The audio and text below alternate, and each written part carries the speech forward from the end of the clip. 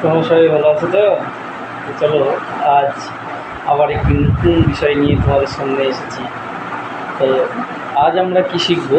আজ আমরা শিখব হলো সরল সুদ কষা। সরল সুদ কষা। দেখো, সরল সুদ কষা এই অঙ্ক করতে গেলে খুব সহজ একটা সূত্র আছে। সেই সূত্রটা ধরে আমরা যদি অঙ্কটা করি তাহলে আমরা খুব সহজেই করতে পারব। তো চলো সেই সূত্রটা জেনে নিই। সরল সুদ কষার সূত্র হচ্ছে আই সমান সমান E P T R by 100। এই হচ্ছে সরল সুদ কষার সূত্র। তো এখানে আমরা জেনে নিই প্রথমে আই কি জিনিস, পি কি জিনিস। প্রথমে দেখো আই মানে কি? আই মানে হচ্ছে মোট সুদ।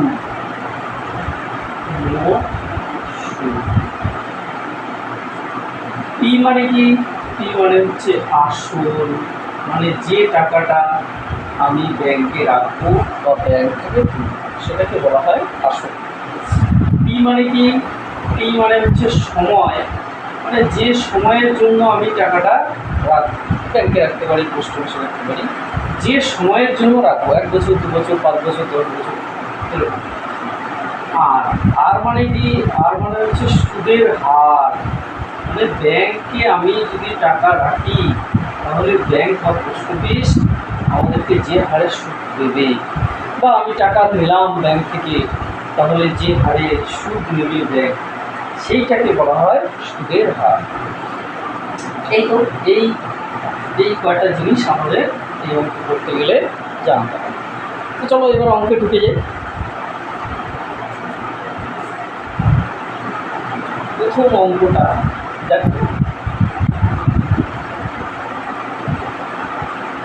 একটা অঙ্ক করি। এখানে বলেছে যদি বার্ষিক 10% হার সরল সুদে 400 টাকা ব্যাংকে জমা দিয়ে সুদে আসলে 1200 টাকা ফেরত পাই, তবে ওই টাকা কত সময়ের জন্য ব্যাংকে জমা আছে। তাহলে দেখো এখানে আমরা কি কি জানি সেই জিনিসগুলো আমাদেরকে প্রথমে আমরা প্রথমে দেখো এখানে দিয়েছে 400 টাকা ব্যাংকে জমা দিয়েছে, তার মানে কি? পি হচ্ছে আসল। আসল এখানে কত না 400 টাকা, ঠিক আছে। পি কত?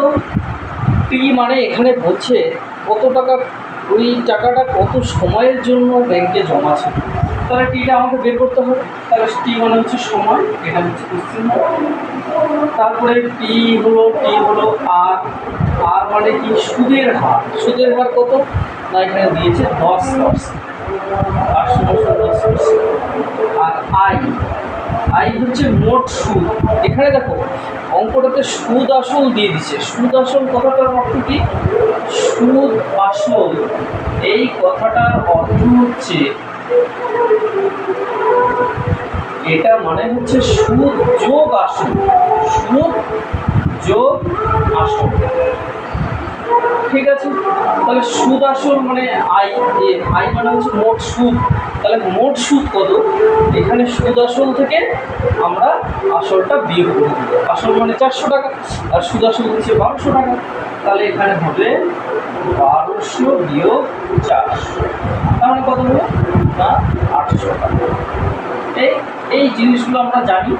এবার আমাকে এখান থেকে টি এর মান বের করতে হবে, ঠিক আছে। তাকে খুব সহজভাবে এটা আমরা করব। তাহলে আমরা কি জানি? প্রথমে সূত্রটা হচ্ছে আই সমান সমান পিটিআর বাই 100। তার মানে কি?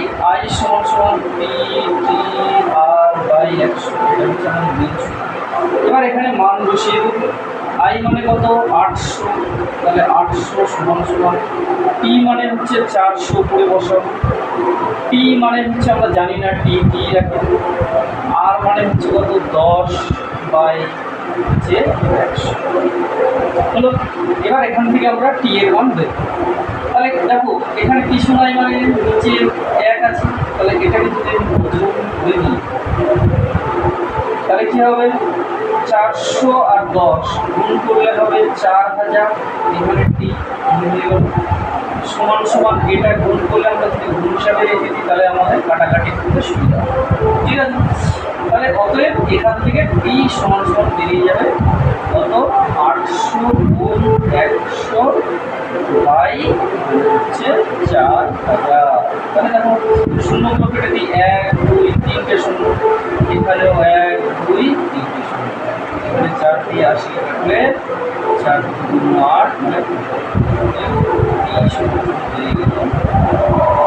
তার মানে আমার উত্তর হচ্ছে এটাই উত্তর যে কত সময়ের জন্য বলেছে, কত সময়ের জন্য ব্যাংকে জমা ছিল টাকাটা, না 20 বছরের জন্য জমা ছিল প্লাস। তাহলে টি সমান সমান আমাদের কত না 20 বছর। এটাই হচ্ছে রাইট অ্যান্সার। চলো এরপরে আবার আমাদের সামনে আবার নতুন নিয়ে আসবো।